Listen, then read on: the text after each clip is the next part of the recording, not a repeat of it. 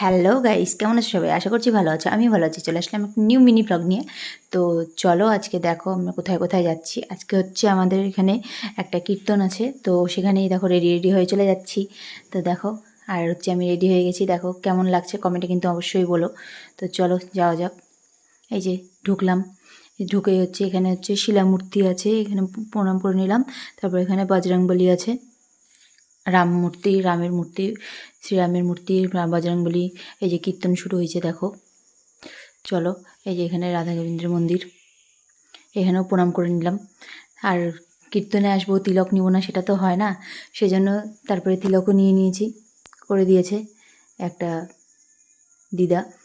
তো যাই হোক, তো আমরা হচ্ছে কীর্তন টির্তন দেখলাম, এই যে মেলা টেলা একটু ঘুরলাম, ঘুরে টুরে তারপরে আর কি ঘুরে এই যে মেলা টেলায় ঘুরলাম, ঘুরে টুরে বাড়ি চলে আসলাম। আজকের মতো এখানেই, চলো টাটা বাই বাই। কেমন লাগলো